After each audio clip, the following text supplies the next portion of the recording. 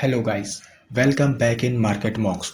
दोस्तों, अगर आपने अभी तक चैनल को सब्सक्राइब नहीं किया है तो तुरंत कर लें, जिससे आपको हमारे चैनल के सभी अपडेट्स तुरंत मिल जाएं और आप मार्केट में अप टू डेट रहें। So let's begin another informative video.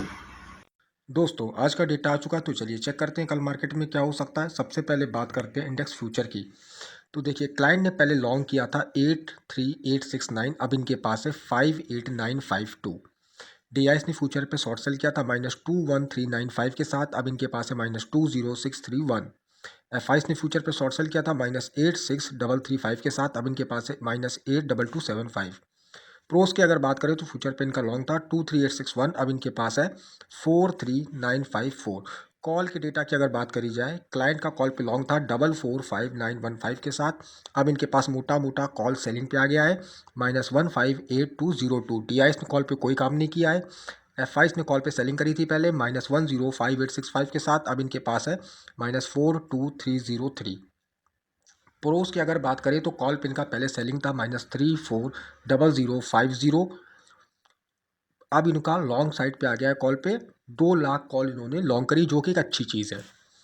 Put की अगर बात करें तो क्लाइंट ने पुट पे पहले सेलिंग करी थी -332151, अब इनका -184905 कॉल पे पुट पे सेलिंग है। डीआईएस की अगर बात करें तो पुट पे लॉन्ग किया था 24754, सेम क्वांटिटी बरकरार है 24754 के साथ।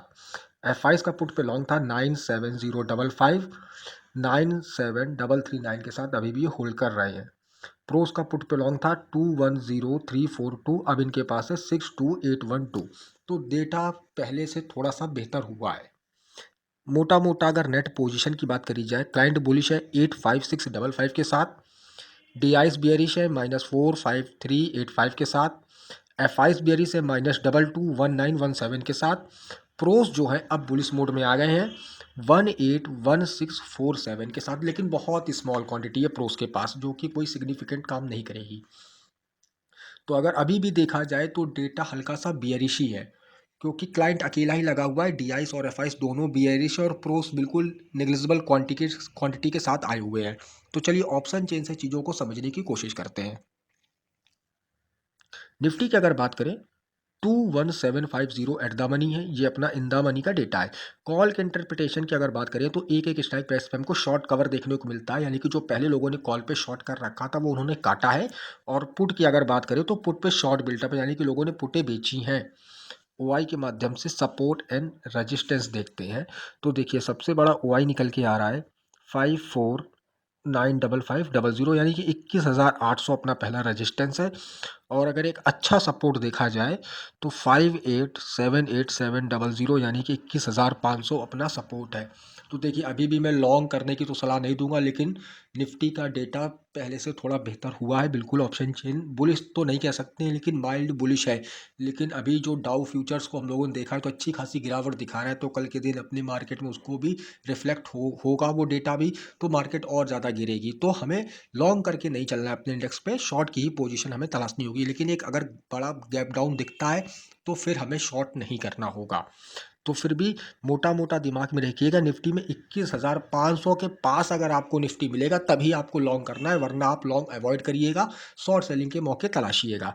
चलिए बैंक निफ्टी की बात करते हैं।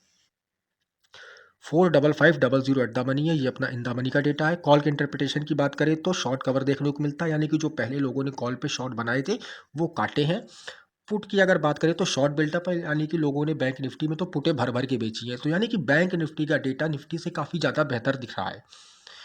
ओआई के माध्यम से सपोर्ट एंड रेजिस्टेंस देख लेते हैं। देखिए सबसे बड़ा ओपन इंटरेस्ट निकल के आ रहा है 22628285, यानी कि 45,500 अपना पहला रेजिस्टेंस है।